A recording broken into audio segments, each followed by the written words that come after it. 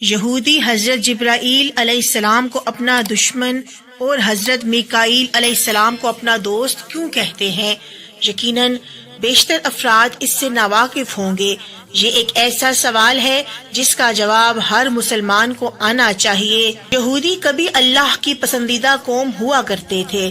لیکن تکبر، فرعونیت اور شرک نے ان پر بدبختی کی مہر لگا دی اور اللہ نے یہودیوں کو دردناک عذاب سے دوچار کیا۔ یہودی وہ لوگ ہیں جنہیں عرف عام میں بنی اسرائیل بھی کہا جاتا ہے۔ ان کا مذہب دنیا کے اہم ترین مذاہب میں شامل ہے۔ ان کو بنی اسرائیل اس لیے کہا جاتا ہے کہ یہ حضرت یعقوب علیہ السلام کے ماننے والے تھے، اور حضرت یعقوب علیہ السلام کا لقب ہے اسرائیل۔ شاید یہودیوں کی مسلمانوں سے نظریاتی دشمنی اس لیے بھی ہے کہ یہ بنی اسرائیل کو بہت سی قوموں سے اعلیٰ و برتر جانتے ہیں، مگر یہ بھی مانتے ہیں کہ اب ان سے یہ اعزاز چھین لیا گیا ہے۔ ان کے مذہب کی عام بات یہ ہے کہ کوئی بھی شخص بآسانی یہودی مذہب میں شامل نہیں ہو سکتا، بلکہ یہودی کے لیے آپ کو سخت شرائط کا سامنا کرنا پڑتا ہے۔ دوسرا، بہت ہی کم ایسا دیکھنے میں آیا ہے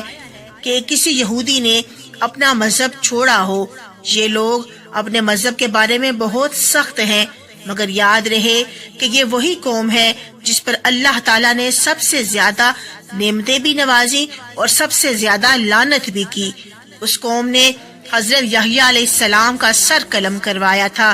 اور حضرت موسیٰ علیہ السلام کو کہا تھا کہ وہ جب تک اللہ کو اپنی آنکھوں سے نہ دیکھ لیں ایمان نہ لائیں گے۔ یہ وہ قوم ہے جس پر اللہ تعالیٰ نے نہ صرف قرآن پاک میں بلکہ ان کے اپنے صحیفوں میں بھی لعنت کی ہے۔ ان سب باتوں سے ظاہر ہوتا ہے کہ یہ قوم شروع سے ہی نافرمان گھوم رہی ہے، اور مسلمانوں سے ان کی دشمنی خاص کر اس لیے بھی ہے کہ ان سے امامت کا حق چھین کر اللہ نے مسلمانوں کو عطا کیا۔ یہودی حضرت جبرائیل علیہ السلام کو بھی اپنا سخت دشمن سمجھتے ہیں، کیونکہ وہ وحی کے ذریعے حضور اکرم صلی اللہ علیہ وآلہ وسلم کو ان کی سازشوں سے آگاہ کر دیتے تھے۔ یہودیوں نے جب حضرت جبرائیل علیہ السلام کو اپنا دشمن کہا تو اس پر اللہ تعالیٰ نے سورہ بقرہ میں ارشاد فرمایا کہ کہہ دو کہ جو شخص جبرائیل کا دشمن ہو اس کو مر جانا چاہیے۔ ہمارے دل پر نازل کیے جو پہلی کتابوں کی تصدیق کرتی ہے، اللہ تعالیٰ نے انہی کے ذریعے سے قرآن مجید محمد مصطفیٰ صلی اللہ علیہ وآلہ وسلم پر نازل فرمائی، جو پہلی تمام کتابوں کی تصدیق کرتی ہے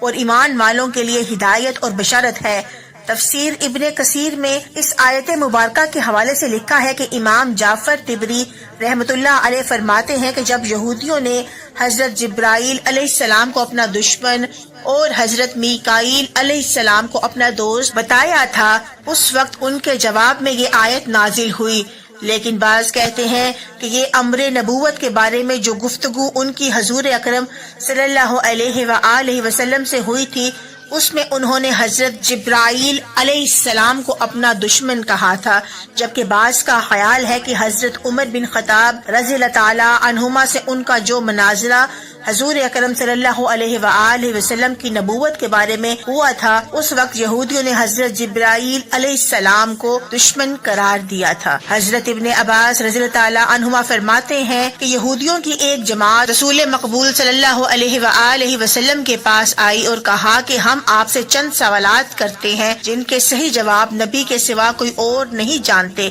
اگر آپ سچے نبی ہیں تو ان کے جوابات دیجئے۔ آپ صلی اللہ علیہ وآلہ وسلم نے فرمایا، بہتر ہے جو چاہو پوچھو، مگر عہد کرو کہ اگر میں ٹھیک ٹھیک جواب دوں گا تو تم میری نبوت کا اقرار کر لو گے اور میری فرما برداری کے پابند ہو جاؤ گے۔ انہوں نے آپ صلی اللہ علیہ وآلہ وسلم سے وعدہ کیا اور عہد دیا۔ اس کے بعد آپ صلی اللہ علیہ وآلہ وسلم نے حضرت یعقوب علیہ السلام کی طرح اللہ عز و جل کی شہادت کے ساتھ ان سے پختہ وعدہ لے کر سوال کرنے کی اجازت دی۔ بخاری میں لکھا ہے کہ جب یہودیوں کو ان کے سب درست جواب مل گئے تو انہوں نے آخر میں پوچھا کہ اچھا یہ فرمائیے کہ تورات میں جس نبی کی خبر ہے اس کی خاص نشانی کیا ہے اور اس کے پاس کون سا فرشتہ وحی لے کر آتا ہے؟ اس پر آپ صلی اللہ علیہ وآلہ وسلم نے فرمایا کہ اس کی خاص نشانی یہ ہے کہ اس کی آنکھیں جب سوئی ہوئی ہوں اس وقت اس کا دل جاگتا رہتا ہے۔ اس گفتگو کے بعد حضرت محمد صلی اللہ علیہ وآلہ وسلم نے یہودیوں سے فرمایا کہ تمہیں اس رب کی قسم جس نے حضرت موسیٰ علیہ السلام کو تورات دی، بتاؤ کیا میں نے ٹھیک جواب دیا؟ سب نے قسم کھا کر کہا کہ آپ صلی اللہ علیہ وآلہ وسلم نے بالکل صحیح جواب دیا۔ اب ہمارے اس سوال کی دوسری شق کا جواب بھی عنایت فرما دیجئے، اس پر بحث کا خاتمہ ہے۔ آپ نے فرمایا کہ میرا ولی جبرائیل ہے، وہی میرے پاس وہی لے کر آتا ہے اور وہی تمام انبیاء اکرام کے پاس پیغام باری تعالیٰ لاتا رہا۔ سچ کہو اور قسم کھا کر کہو کہ میرا یہ جواب بھی درست ہے۔ یہودیوں نے قسم کھا کر کہا کہ جواب تو درست ہے، لیکن چونکہ جبرائیل ہمارا دشمن ہے، وہ سختی اور خون ریزی وغیرہ لے کر آتا رہتا ہے، ہم اس کی مانیں گے اور نہ ہی آپ کی مانیں گے۔ ہاں اگر آپ صلی اللہ علیہ وآلہ وسلم کے پاس حضرت میکائیل علیہ السلام وہی لے کر آتے جو رحمت، بارش اور پیداوار وغیرہ لے کر آتے ہیں اور ہمارے دوست ہیں، تو ہم آپ کے تابعدار ہو جاتے اور آپ کی تصدیق کرتے۔ یہودیوں کی کتابوں میں بھی حضرت میکائیل علیہ السلام کے بارے میں لکھا ہے کہ قوم یہود کے لیے وہ زیادہ معتبر فرشتہ تھے، جبکہ حضرت جبرائیل علیہ السلام یہودیوں کے دشمن ہیں۔ یہودی شاطر اور چالاک قوم ہے۔ یہودیوں کا بادشاہ الیگزینڈر بھی ہو گزرا ہے جس نے مسلمانوں کا بے تحاشا خون بہایا۔ کہتے ہیں کہ اس ظالم بادشاہ نے اتنے مسلمانوں کو ذبح کیا کہ ان کا خون گھوڑوں کے سموں تک پہنچ چکا تھا۔ اس پر الیگزینڈر نے فرعونی لہجے میں کہا تھا کہ بلاؤ اپنے نبی کو،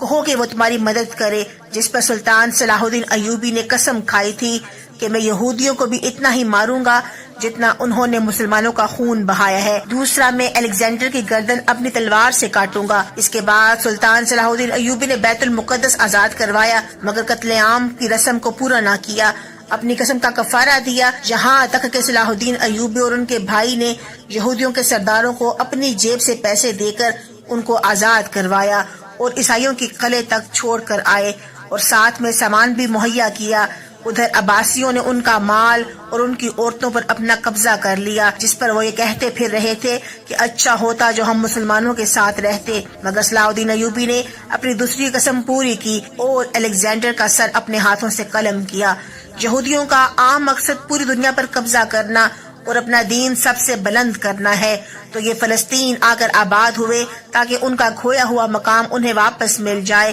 انہوں نے امریکہ کو سود پر قرضہ دیا اور عباسیوں سے ہاتھ ملا لیا اور اپنی توپوں کا رخ مسلمانوں کی طرف موڑ دیا، بلکہ اب تو عالمی میڈیا پر بھی ان کا قبضہ ہے، جس کی بدولت یہ مسلمانوں کے خلاف آئے دن پروپیگنڈا کرتے رہتے ہیں۔ ان کا اگلا مقصد ہولوگرام ٹیکنالوجی کے ذریعے ایک شخص کو حضرت عیسیٰ علیہ السلام کے طور پر ظاہر کرنا ہے، تاکہ جب حضرت عیسیٰ علیہ السلام کا ظہور ہو تو مسلمان جن کو یہ پہلے ہی ہولوگرام ٹیکنالوجی کے ذریعے آسمان سے اترتا ہوا دیکھ چکے ہیں، تب ان پر کوئی یقین نہ کرے، کیونکہ پچھلے سال پہلے چین میں ایسی ٹیکنالوجی سے آسمان پر ایک پورا شہر دیکھا جا چکا ہے۔ ان سب باتوں سے یہ ظاہر ہوتا ہے کہ یہودیوں کی پلاننگ صرف اور صرف مسلمانوں کو تباہ کرنا ہے تاکہ وہ اپنا سب کچھ بچا سکیں، اور ادھر ہم مسلمانوں کا مقصد حیات ہے اور نہ کوئی منشا اور شعار ہے۔ اگر ہے تو صرف فرقہ واریت میں پڑنا اور ایک دوسرے کو کافر کہنا، اور اگر مسلمان ان باتوں سے باز نہ آئے، یاد رکھیے کہ مسلمانوں کو ہر طرف سے یہودیوں اور عیسائیوں نے گھیر رکھا ہے، ہم آپس میں لڑتے رہ جائیں گے اور یہ ہمارا نام تک مٹا دیں گے، لہٰذا ہمیں ہوش کے ناخن لینے ہوں گے، متحد ہونا ہوگا اور ان کے خلاف منظم ہونا ہوگا۔ اور قرآن مجید میں اللہ سبحانہ و تعالیٰ ارشاد فرماتا ہے کہ یہود و نصارہ تمہارے دوست نہیں ہیں۔